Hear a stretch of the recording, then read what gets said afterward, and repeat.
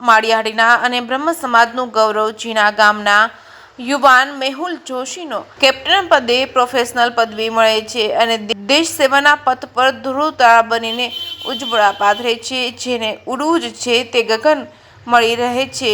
લેફ્ટનન્ટથી captain પદે પદવી મેળવી છે ત્યારે ભારત ચીન સરહદ પર મદ્રાસ રેજિમેન્ટમાં ફરજ બજાવતા મેહુલના સ્થિરપર્યા નેતૃત્વને માન મળ્યું છે. બિહારના ગયા ખાતે ઓફિસર ટ્રેનિંગ એકેડમીમાંથી તેઓ જૂન 2024માં લેફ્ટનન્ટ તરીકે કમિશનર થયા હતા અને કેપ્ટન મેહુલ 2011માં સૈનિક તરીકે ભારતીય સેના સાથે જોડાયા હતા. સતત પુરુષાર્થી અધિકારી બન્યા છે. માર્ચ 2023માં બેંગ્લોર ખાતે સર્વિસ સિલેક્શન બોર્ડની કઠિન ઇન્ટરવ્યૂ પ્રક્રિયામાં સફળતા મેળવી છે. મેળવેલી સિદ્ધિથી મેહુલ જોશી માત્ર તેમના પરિવાર નહીં પણ સમગ્ર માળિયાહાટી તાલુકાનું ગૌરવ વધાર્યું છે.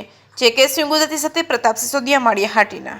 અમારા જોશી પરિવારમાં સૌથી નાનો ભાઈ મેહુલ જોશી ભારતીય આર્મીમાં લેફ્ટનન્ટમાંથી ભારત સરકારે એને પ્રમોશનથી કેપ્ટન બનાવી અને અમારા પરિવારનું નામ રોશન કરેલ છે અને માળિયા બ્રહ્મ સમાજ, જૂનાગઢ અને ગીર સોમનાથ બ્રહ્મ સમાજ અને સમસ્ત ગુજરાત બ્રહ્મ સમાજનું ગૌરવ વધારેલ છે, જેનો અમે પરિવારના તમામ સભ્યો આજે એક જગ્યાએ અમારા હકુ કાકાના ઘરે ભેગા થઈ અને એની ઉજવણી કરી છે, સેલિબ્રેશન કર્યું છે અને આવનારા ભવિષ્યના દિવસોમાં મેહુલ જોશી વધુને વધુ પ્રગતિ કરવા અમે મહાદેવને પ્રાર્થના કરીએ.